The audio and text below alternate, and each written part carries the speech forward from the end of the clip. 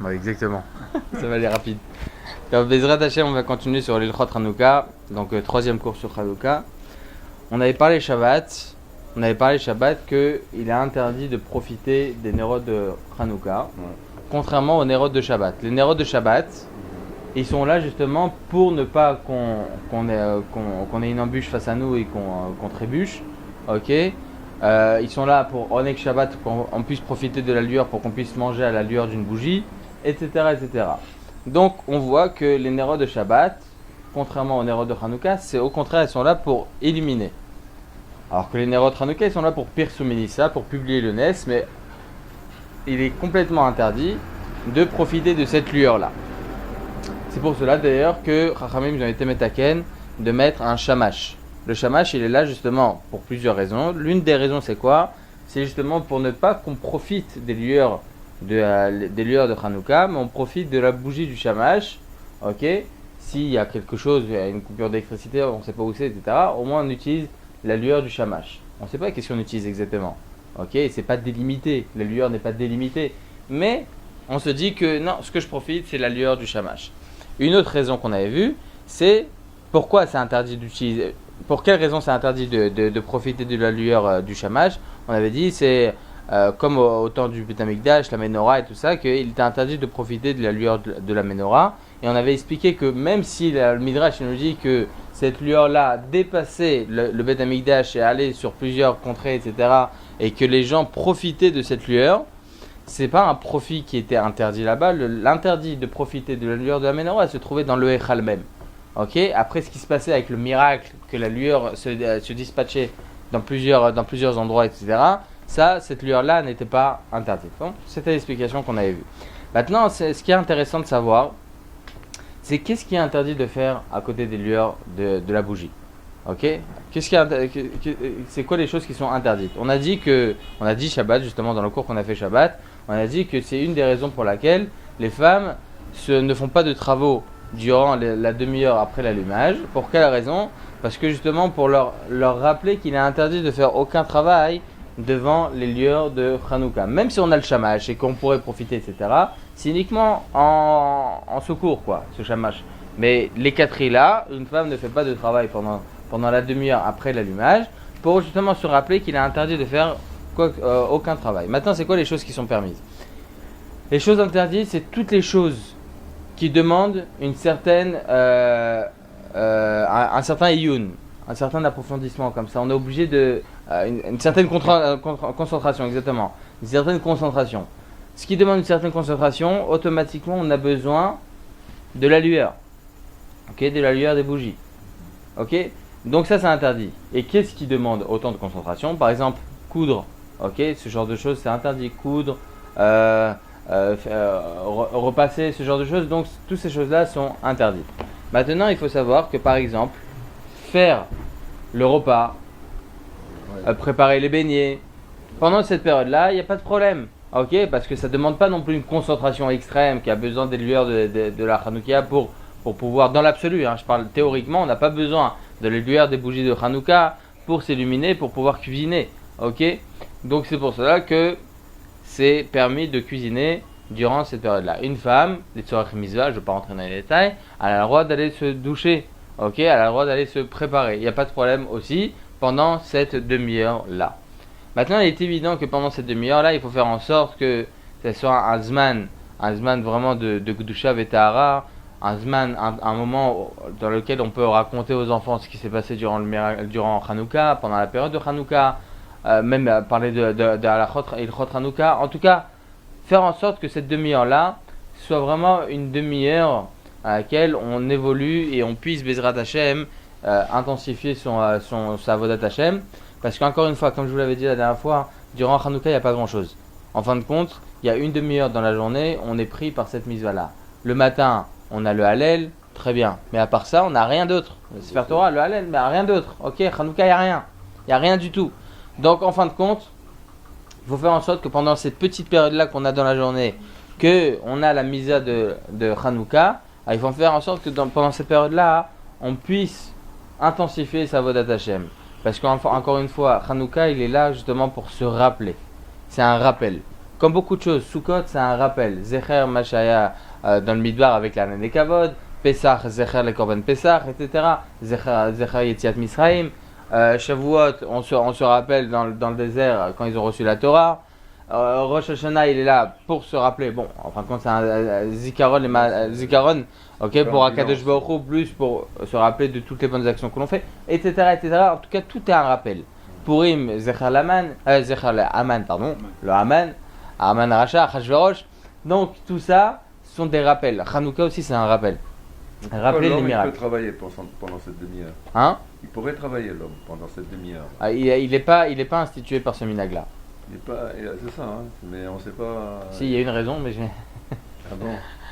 il y a une raison qui est rapportée dans les Mefarshim, c'est que, bon, je vais essayer de se dire gentiment, c'est que, contrairement à l'homme, une femme, Baruch Hashem, je vais dire ça plus gentiment, beaucoup plus gentiment, Ouais. en fait la femme, Baruch Hashem, elle a beaucoup plus de korod, de travailler, etc., que l'homme, dans l'absolu. Les choses qui sont affairées pour la maison. Par exemple, le linge, le ménage, etc., toutes ces choses-là, ils sont pour la maison.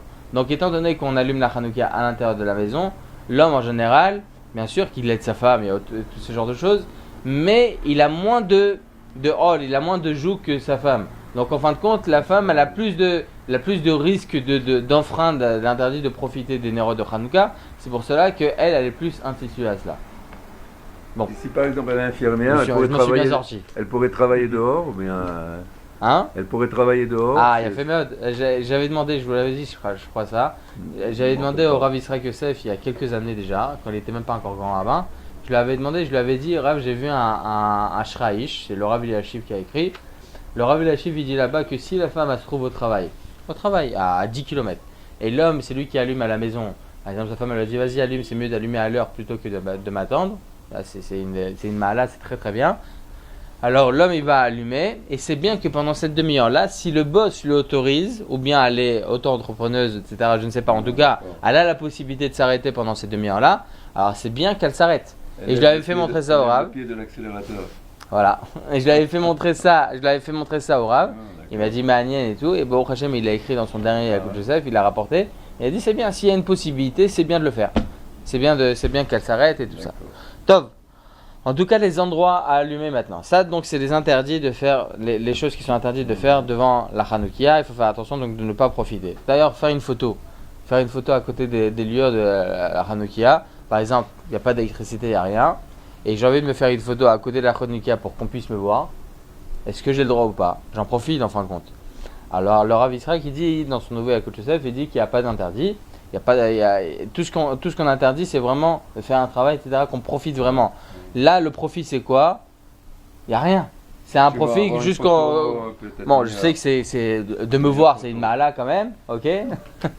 mais le fait de faire une photo stam comme ça, il n'y a rien, ok. Il n'y a pas d'interdit. Il y a même une chéla qui a été posée par rapport aux nérodes qui sentent, ok, qui ont un sang bon. Est-ce que ça s'appelle profiter des lueurs de la Hanoukia ou pas?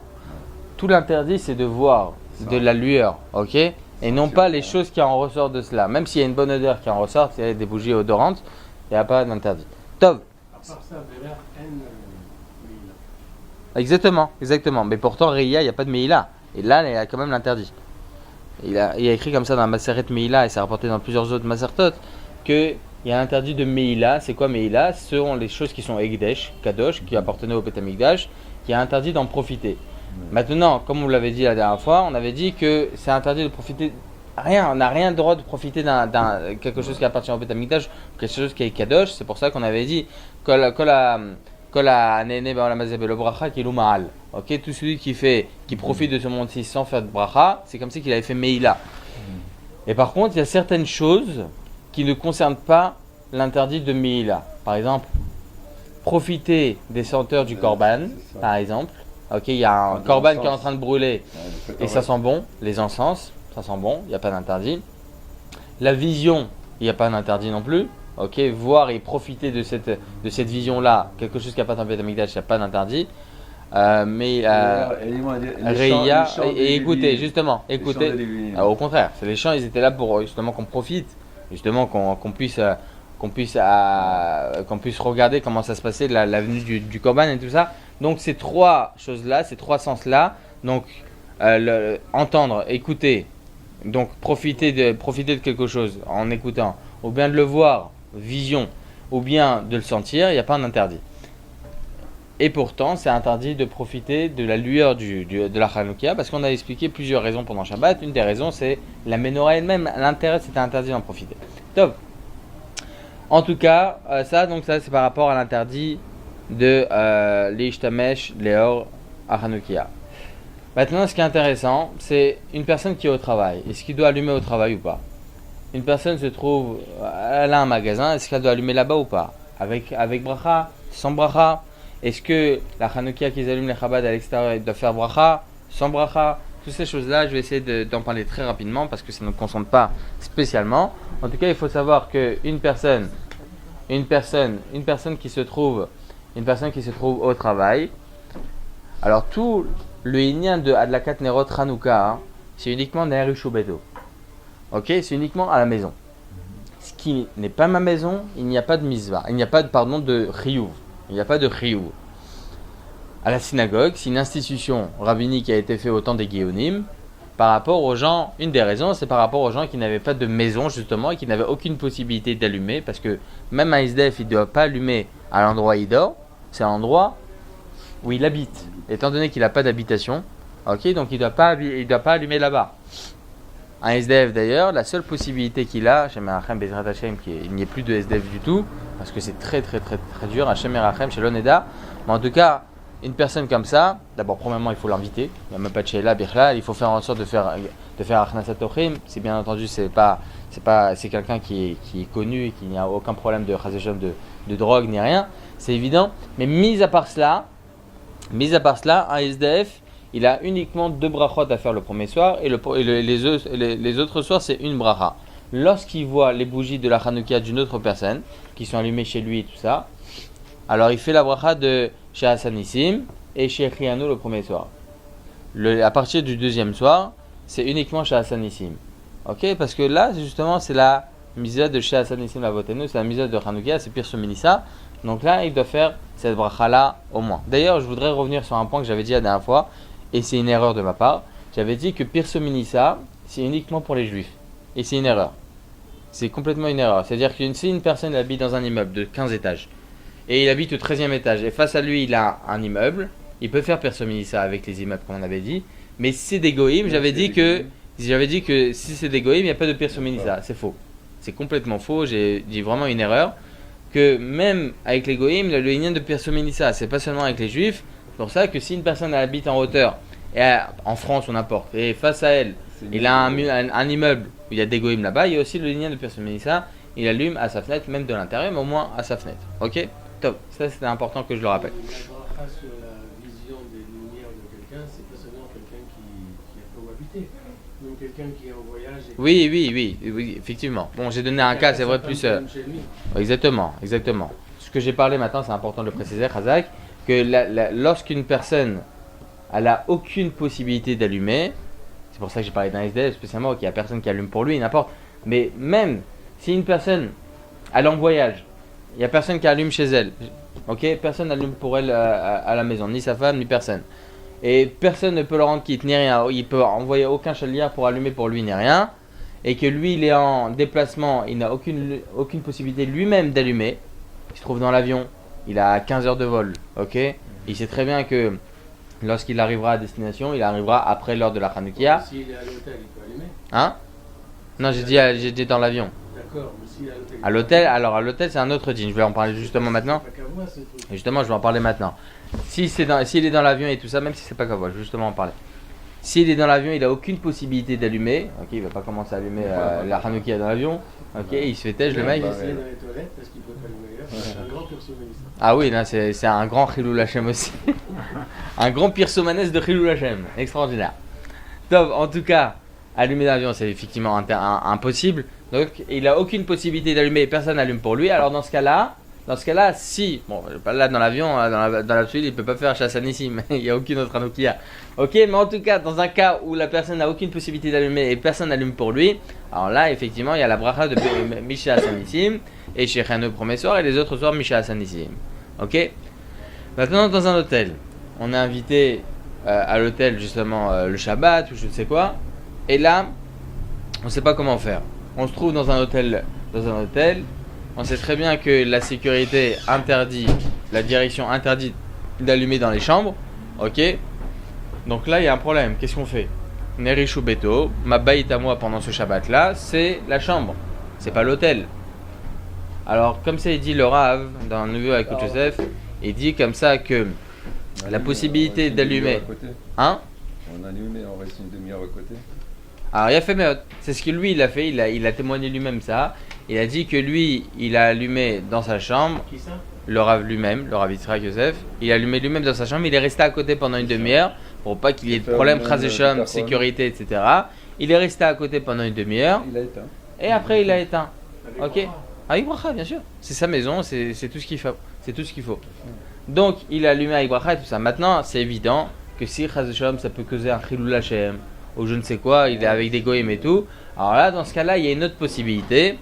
Et une autre possibilité, c'est que si par exemple il y a plusieurs juifs dans l'hôtel, alors tout le monde se met dans le lobby ou bien à l'entrée de l'hôtel et font là-bas la misa de la Katnerot Hanouka et au bout d'une demi-heure, ils l'éteignent. Pas avant. Encore une fois, je vous l'avais dit. Hein? Avec bracha. Avec bracha. Personne ne dit ça? C'est pas le même din qu'une synagogue. C'est vraiment Nerishu Beto. Là, c'est considéré comme Beto. Parce que même si c'est... Parce que la synagogue, c'est différent. La synagogue, on peut éteindre au bout de 10 minutes.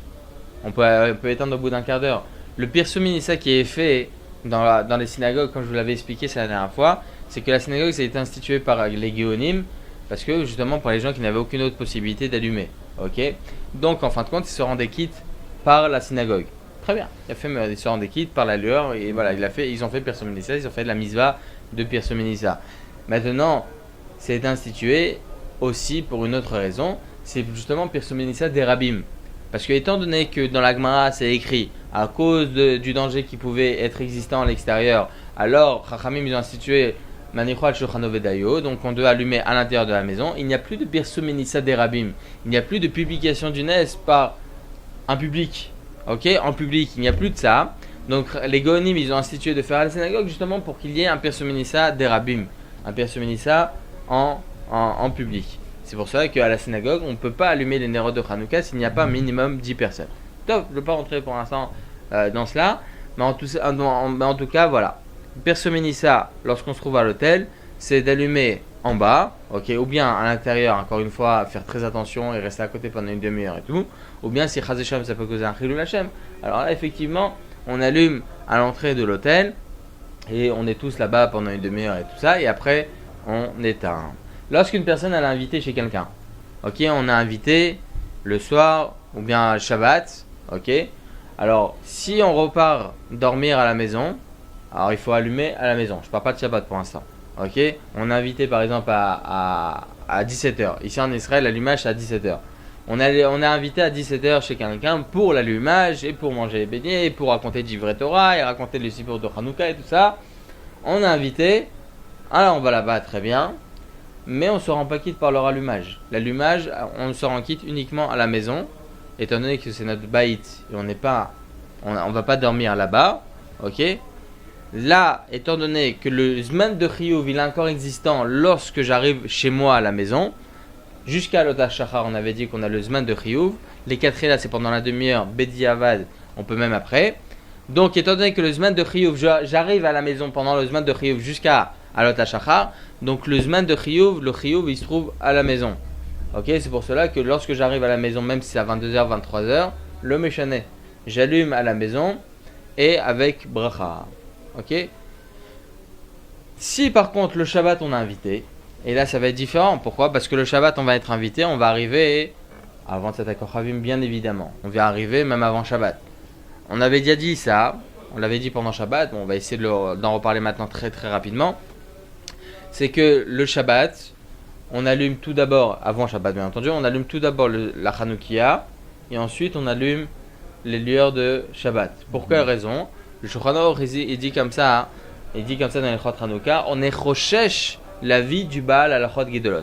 Pour faire un petit rappel, il y a une marloquette.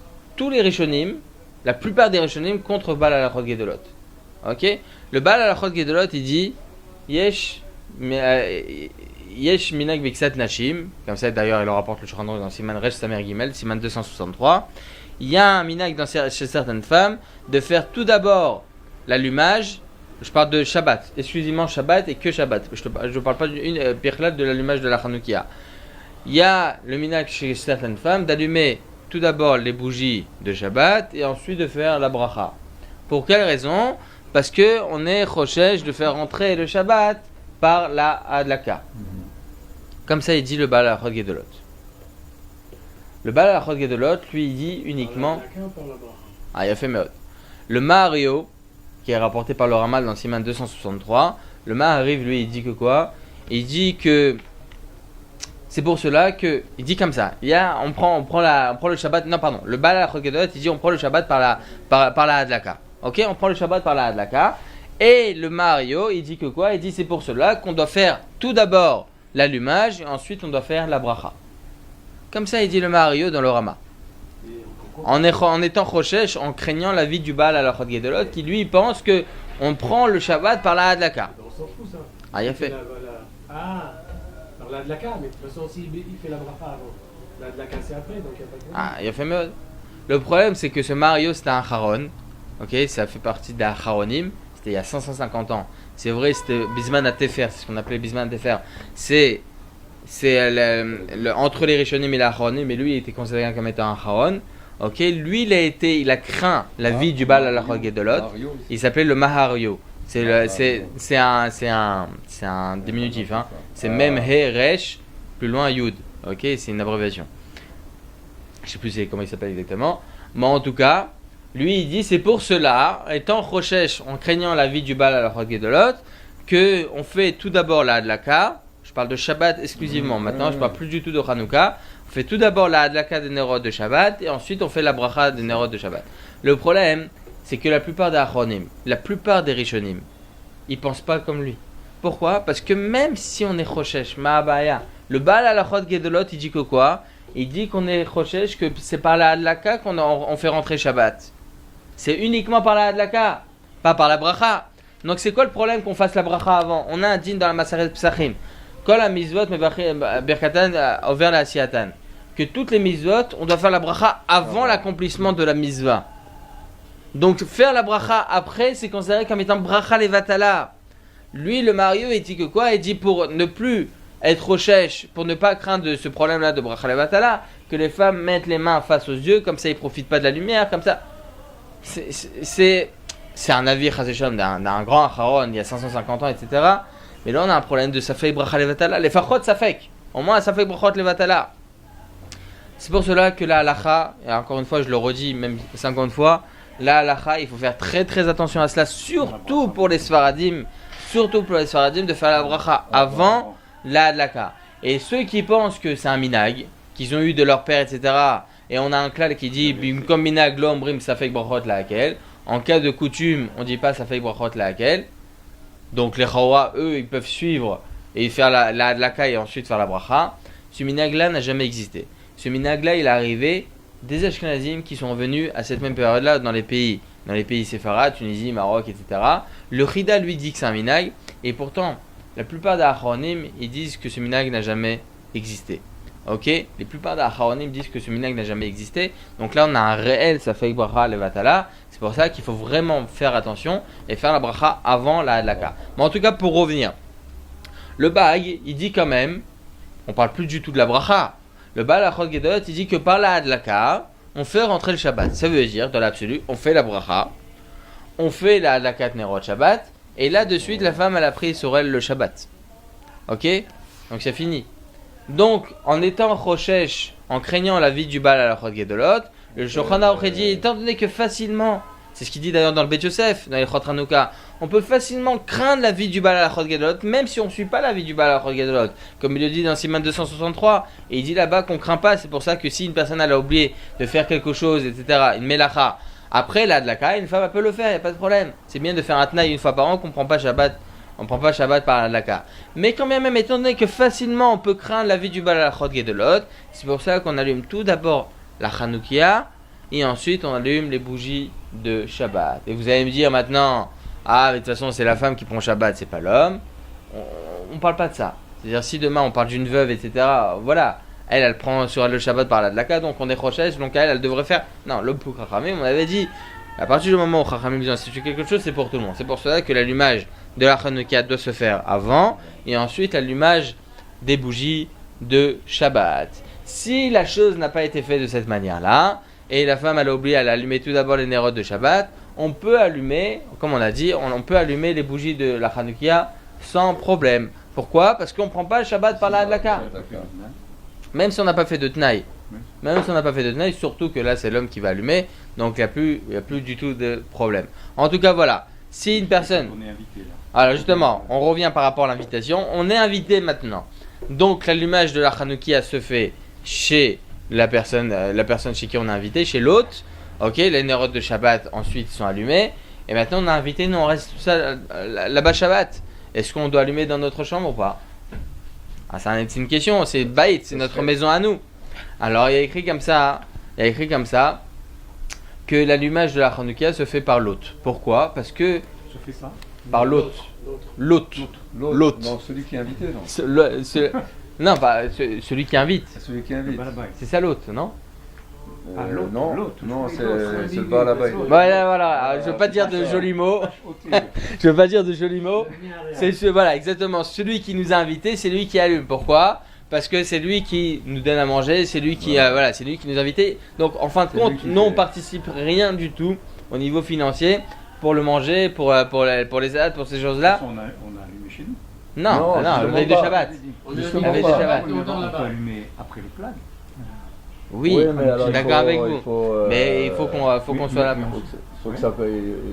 Mais si on a le temps d'aller chez les... Si on n'est pas présent lors de la Hadlaka même, non, c'est un problème. Si on n'est pas présent, par exemple, c'est à Natania, on doit aller à Natania. Ah oui, si. On dort chez nous. Non, on dort chez quelqu'un. Non, on dort chez la personne. On dort chez la personne et tout ça. Donc là, il n'y a plus de la mise en n'existe plus. Si on a le temps d'allumer. Oui. Chez nous. Ah oui, Non, on est invité. On est complètement pas tour parce que le Zman de Hadlaka séquence c'est celle qu'on allume. Maintenant, c'est vrai qu'on allume avant le veille de Shabbat, très bien, mais étant donné que ce avant-là, c'est vraiment Bedi Avad, donc en fin de compte, on sort en quitte par le Baal Habayit, là on sera là pour cet accord. On dort pas à la maison, je parle dans un cas où on dort pas à la maison, etc. On a invité tout le Shabbat. Alors là, dans ce cas-là, on sort en quitte directement par le Baal Habayit, ok, par celui qui nous a invités, on sort en quitte, on n'a même pas besoin de lui payer une partie de l'huile et tout ça. Pourquoi? Parce que il n'est pas rochèche pour les salades, il n'est pas rochèche pour la dafina, etc. Il va être rochèche pour une goutte d'huile. Non. C'est pour cela qu'on n'est pas obligé de participer financièrement à cet allumage. Donc quelqu'un devait participer à l'époque. À l'époque, c'était avant, c'est ce qu'ils appelaient une auberge. Ok, c'était une auberge où tout le monde mangeait dans le même endroit, dans la salle à manger, tout ça, tout le monde mangeait, ils participaient financièrement par rapport au manger aussi. Donc là, il ce qu'il mangeait, donc il devait payer. Exactement, il devait payer aussi une partie de lui. Ok, c'est ce qui est écrit dans la Gemara. C'était une auberge. Pour Hanouka. Et donc on allume dans la chambre. On allume les nérotes. Non, il a posé la question. Les nérotes de Shabbat. Les nérotes de Shabbat, ça je l'avais déjà dit quand on était dans le Chotat de la 4 nérotes. C'est les nérotes de Shabbat, il faut les allumer dans l'absolu, il faut les allumer dans la chambre là où on dort. Ok, parce que c'est considéré comme étant notre endroit à nous. Normalement, la 4 nérotes de Shabbat doit se faire dans notre maison là où on dort. Voilà. Ok. Étant donné que cette chambre là, c'est là où on dort, dans l'absolu, si on a un endroit bien, etc., dans lequel on peut allumer, alors la femme allume la bracha avec bracha là-bas. Ok, on parle des nérotes de Shabbat. Ok, allume avec bracha là-bas. Les nérotes de Hanouka, c'est pas du tout le même cas. On sort en quitte directement par le Baal Habayit. De toute façon, on n'a pas le temps de continuer. Bon, on continuera jeudi. Il y a encore beaucoup d'alachot. Vous avez vu, il y a énormément d'alachot sur le Chot Hanouka. Hein? Jeudi, c'est encore avant Shabbat. C'est encore avant Shabbat, exactement. Est-ce qu'on a le droit de déplacer la Hanoukia? On va parler Bezrat Hashem. Est-ce qu'on a le droit de déplacer la Hanoukia pendant Shabbat? Après qu'elle se soit éteinte, on va parler de ça Bezrat Hashem jeudi. Voilà. En tout cas, vous êtes tous conviés mardi. si Dieu veut. À 19h. À 19h, Bidiouk. 18h30 même, hein, 18h30. À la soirée. Je vous l'ai pas dit? À la soirée pour mon livre. Je sais, mais où? C'est chez Rabben Amram. Chez le Amram. Rabben Amram, là-bas au moins 1. En face de la pharmacie. Ah ouais. Ah, c'est au moins un. Au moins 1, c'est au moins 1. C'est la salle de réception, c'est là-bas. Ah, d'accord. Moi, je pensais que c'était dans la choule. Ouais, non, c'est là-bas. À la salle à manger. Directement. Ah, c'est une salle de réception. Voilà, directement là-bas. Chazak ou Baruch.